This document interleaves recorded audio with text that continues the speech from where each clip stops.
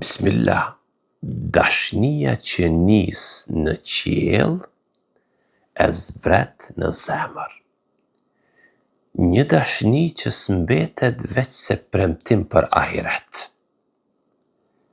Një dashni që shfaqet edhe në këtë dynja, tu i dhon njeriut pranim,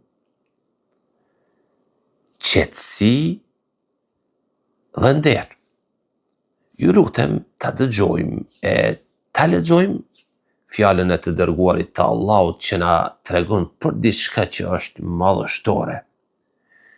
Idha ahabba Allahu al-'abda nada Jibril faqal inna Allaha yuhibbu fulanan fa'ahibbahu fayuhibbuhu Jibril thumma yunadi Jibril fi ahli as-sama inna Allaha yuhibbu fulanan فأحبوه فيحبه أهل السماء ثم يوضع له القبول في الأرض. Kuptimi i hadithit. Kur Allahu e do një rob për shkak bindjes, sinqeritetit, për kushtimit të tij, ndodh një thirrje madhore në qiell. Allahu i lartësuar e thirr Gjibrilin alayhis salam dhe i thot. Çka i thot? I thot, unë e du filanin. Andaj duaj edhe ti o Gjibril. Pastaj Gjibrili e don atë rob njeri, e kjo dashni përhapet në qiej, ai i thirr me laqet. Gjibril a.s. Allahu e do filanin, andaj duajeni edhe ju. Kështu me laqet e dojnë atë rob, atë njeri, mas andaj kjo dashni zbret në tokë, Allahu ati personi i vendos pranim në zemrat e njerëzve, sidomos në zemrat e besimtarve.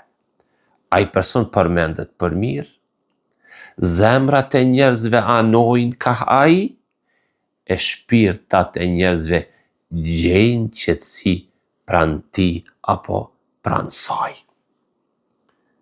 Kjo është nder që zblihet bre me pare. Kjo është nder që sfetohet me famë, por veç me afrim të Allahu Azza wa Jall. Besimtar dhe besimtare, dashnia është cilësi e vërtetë e Allahut Azza wa Jall.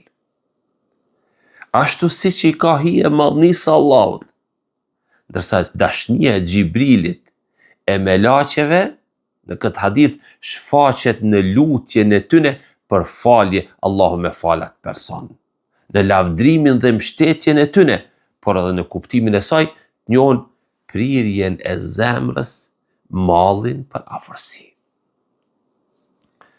Besimtar dhe besimtare, shkaku i kësaj dashnie është bindje ndaj Allahut dhe fakti që robi është i dashur i Allahut.